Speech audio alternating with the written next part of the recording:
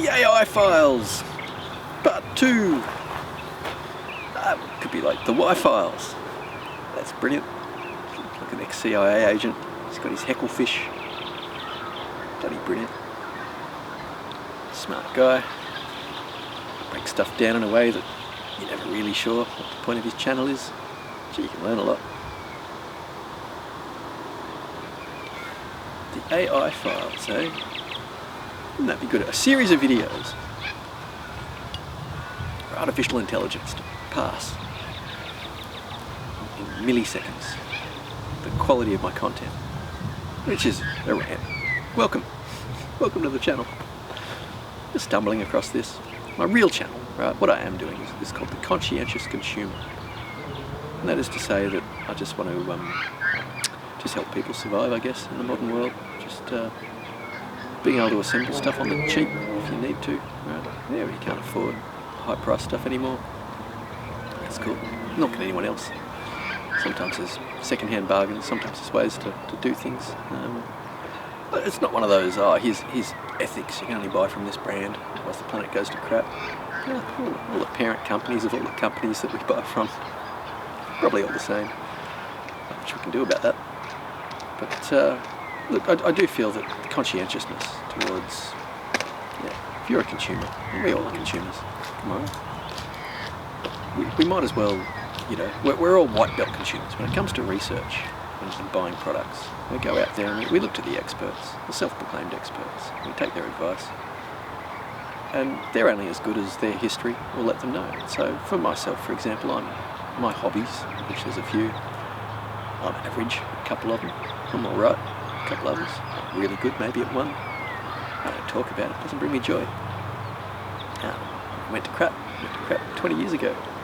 Stayed it out for another 2 decades. Still crap. If you tell a happy story, everyone feels happy. Yeah, if you tell the reality of your hobby, lay it down for someone, it doesn't bring happiness. They don't do that. Bit of a shame. I feel like I'm a balloon just let into the atmosphere, just being wafting in the winds. At the mercy of the direction of wherever I'm going. I don't want to get on anyone's radar for being trouble. I got a kid. I just want to be a parent. I'm happy to get in a motorhome, take off to the middle of the country, just write scripts. You know, positive scripts looking at human emotion. I'd love to do the story of Sir Henry Chakra Bose. He was an Indian, yeah, you could argue a botanist. He was a professor at a university, and people came from all around the world to come see him. I don't really know his story, but I read about it once, probably in The Secret Life of Plants. Fantastic book. It's like a 1 million copy selling bestseller in the 60s. Yeah, selling 1 million books in the 60s, right? That's like everyone's coffee table. Who bought books and put them on coffee tables? Yeah, everyone had that book. Yeah, it was just common knowledge, the sorts of stuff in that book. It's been on a few decades, it's all forgotten about. It's all free knowledge, right? That's the big problem, is if it's free, you can't patent it, you can't do anything with it. All too often, the best of medicine, the best of everything, it's free. Can't have that. You've got to be able to own it. So, AI Files. Here's one for you for AI. For all the altruistic, for all the people with all the money, right? Yeah, let's just, for the sake of this argument, let's just say there's 10 of them. Right? It might be 15, it might be 8. I think it's 1,200 or something, but yeah, who knows? If they put their money together and just went, let's save humanity. The first thing they could do, file the patents. They could literally pull all the science, right? Humanity wins overnight, right? Doesn't take a week. Overnight, right? All the people in laboratories trying to come up with a sickness so they can come up with a cure, so they can win, you know. Weaponized medicine, the thing we've approved in the last few years. We've approved through passivity, right? That's the problem. No governing law, it's frontier law. We need frontier law. We need to have the punishments worse than the crime, but it doesn't matter. If your business is about to go bust, you figure that you've got one option. Yeah, weaponized medicine. But yeah, if all the altruists got together and just went, let's pull our money, let's buy all the patents, let's put the best of humanity all together, let's just give it to everyone, right? All the partial bits of knowledge, right? They're all little bits of the puzzle, but they can't be shared with anyone at the moment, right? But if we could pool all that, right? What precious resources we have might actually be affected. There's lots of ways that would really, really benefit us. But the best is that at the moment, no altruist can come forward with a solution for people, because anyone who has to protect their stockpile of money feels a challenge, and therefore that person needs to be dealt with. Right? And we can see through history that any peace-loving person who espouses peace, right? Humanity's not ready for peace. But the altruists could enforce it, right? Because we're all at the mercy of the markets, right? So the only way this change can happen is from the top, arguably. I believe that. All the altruists pooled their money. Let's put all the patents together. Let's let people have this stuff. Let's make it available. Let's just acknowledge that the epoch of humankind goes on if we find a way to live differently to the way we've lived in the past. This is one of the only times in history we could do it. Previously, if you had a lot of money, you only had a lot of money in your country. Right? Your realm of influence was very limited. And you were still up against your country fighting other countries, right? You couldn't do things, right? And that probably made the people with a lot of money really sad. Companies are bigger than countries now, right? Altruists could get together. They could pool that money. They could turn it around for humanity, right? But they don't think, and this is the thing, is that we're all in such a fear state. We're all living in a way that isn't really working out for us, but nobody can rely on us snapping out of that. Right? And I reckon it's true. I reckon it'll take like 2 generations, right? It'll take maybe 3 generations before children who could be born with less fear around them could be raised in an environment with less screaming and yelling and carrying on that was pointless, right? I'm all for screaming and yelling, carrying on if it's got a point. But if we're all just expressing deep layers of fear and hurt, and we all are, at some level. That's why I'm not a writer right now. I've got to pay my bills. I'm a renter.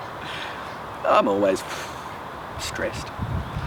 I share my kid with the other parent. I'm at the mercy of the other parent. I find out through my kid, we're moving another 4,000 kilometres. I've done this thing. I've moved 12,000, 16,000 kilometres for the kid. Yeah, let's add another 4,000, shall we? Why not? The thing is, I don't know when. So, company plan, setting up a business in the local market. Yeah, I get crucified for that though. The other parent's good enough, right? When I finally catch up, right? I like being in my child's life. I've been in primary care mostly, more than the last decade, but I stayed on this side of the country for my child to be able to have contact with their younger siblings. Right? There's lots of people out there, split family. That's the way. Since the no-fault divorce in the 60s and then single parents all through the 80s and whatnot. Now, look, I can only think of how many kids to how many different parents are all, the spider web of mankind. It's complex. And due to those complexities, I chose to stay over here. I wanted my child as a teenager to have access to younger siblings. The younger siblings I wanted to have access to their older siblings.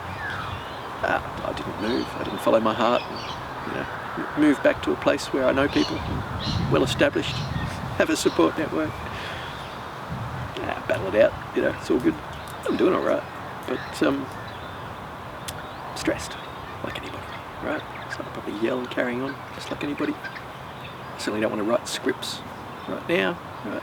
They'll encode all my fears. Right? They'll get written into the script subconsciously, unconsciously, probably.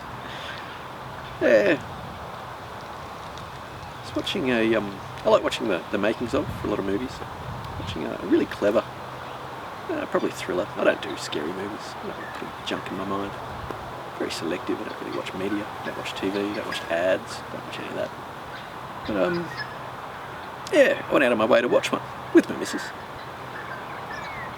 That's right. I am sick. I am run down. I am just like everybody else. Just a bit done. It's coming on. Lots of garlic, lots of vitamin C. Really trying to take care of myself. It's probably good to drink lots of water too. That's my cup.